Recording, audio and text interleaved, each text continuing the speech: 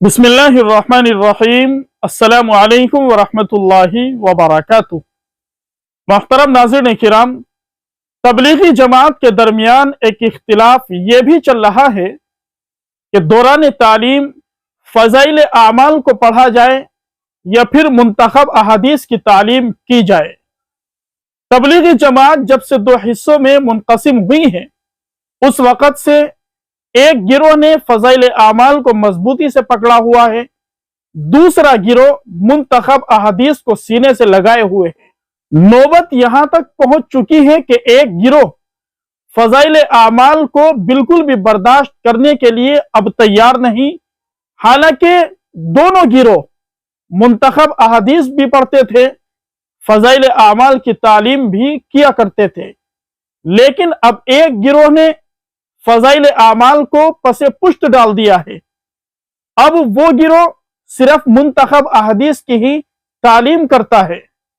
इस सिलसिले में दारुल देवबंद क्या कहता है कि फ़ज़ाइल आमाल को पढ़ना ज्यादा मुनासिब है या फिर मुंतखब अहादीस की तालीम करना ज्यादा फायदेमंद है। नाज़रीन किराम, दो फतवे आज की इस वीडियो में हम आपके सामने दारुल देवबंद के पेश करेंगे। मस्जिद में फ़ज़ाइल आमाल की जगह मुंतखब अहादीस की तालीम। सवाल: हमारे यहाँ मस्जिद में फ़ज़ाइल आमाल की तालीम में लोगों को समझाने में दिक्कत होती है, मुंतखब अहादीस समझाने में आसानी होती है, तो क्या मुंतखब की तालीम कर सकते हैं? जवाब: फ़ज़ाइल आमाल में तो मुअल्लिफ ने खुद तशरीह कर दी है, तो मज़ीद तशरीह की क्या ज़रूरत पेश आई। नीज अगर उसे समझाना लोगों के लिए मुश्किल होता है, तो मुंतखब अहादीस का समझना तो और भी मुश्किल हो सकता है, क्योंकि उसमें तो तशरीह है ही नहीं। आमतौर पर महज तर्जमे पर इक्तिफा किया गया है। अलगर्ज किताब बदलना सूरत मसऊला में अच्छा हल नहीं है, बल्कि तालीम की जिम्मेदारी किसी ऐसे आलिम, खा इमाम साहिब हो या कोई और फर्द को दी जाए जो अच्छी तरह किताब पढ़ सके, नीज जरूरत पर किसी कदर तशरीह भी कर सके। वल्लाहु ताला आलम। दारुल इफ्ता दारुल देवबंद।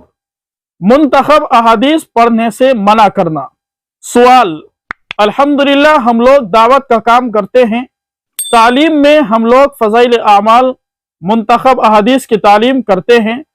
कुछ लोग मुंतखब हदीस पढ़ने से मना करें, जबकि मुंतखब अहादीस में मुस्तनद अहादीस और कुरान की आयत है। बाज़ लोग तशरीह का बहाना कर रहे हैं, जबकि हदीस का तर्जमा बहुत ही वाज़ेह अंदाज में किया गया है। जिस हदीस की तशरीह की ज़रूरत थी उसकी तशरीह की गई है। बराए करम उम्मत को वाज़ेह करे कि हदीस पढ़ने से मना करने का क्या गुनाह होता है।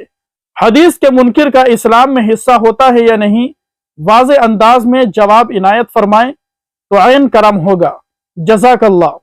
जवाब: जो लोग कुरान और हदीस की ज़बान से वाकिफ नहीं, यानी आलिम बाकायदा नहीं है, उन्हें चाहिए कि फ़ज़ाइल आमाल या मुंतखब अहादीस में जो कुछ लिखा हुआ है वही पढ़कर सुना दे। किसी हदीस की तशरीह अपनी तरफ से ना करें। अलबत्ता मुंतखब अहादीस में तशरीह बहुत कम है, इसलिए आवाम के लिए ये किताब ज़्यादा मुफीद नहीं। इसके बरखिलाफ फ़ज़ाइल आमाल में हज़रत शेख ने हदीस की खूब तशरीह की है। मजीद जहन में बात बैठ जाए, इसके लिए वाक़यात भी लिखे हैं, लिहाजा आवाम में फ़ज़ाइल आमाल का पढ़ना मुफीद तर होगा, इससे ज़्यादा नफ़ा पहुँचेगा। वल्लाहु ताला आलम।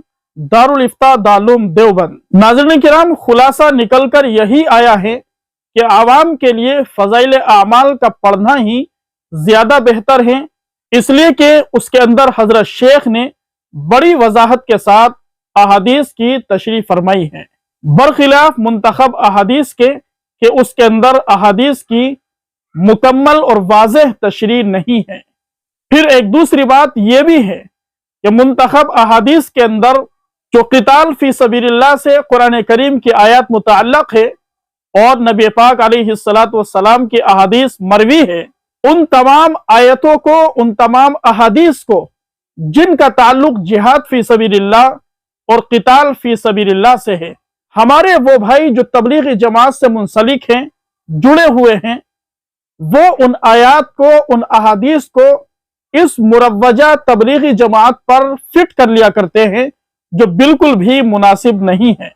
بہرحال دعا کیجیے اللہ تبارک و تعالی ہم سبھی کو صحیح سمجھ عطا فرمائیں، اللہ تبارک و تعالی قرآن و سنت پر عمل کرنے کی توفیق نصیب فرمائیں، شخصیت پرستی سے اور غلو فی الدین سے اللہ ہم سب کی حفاظت فرمائے۔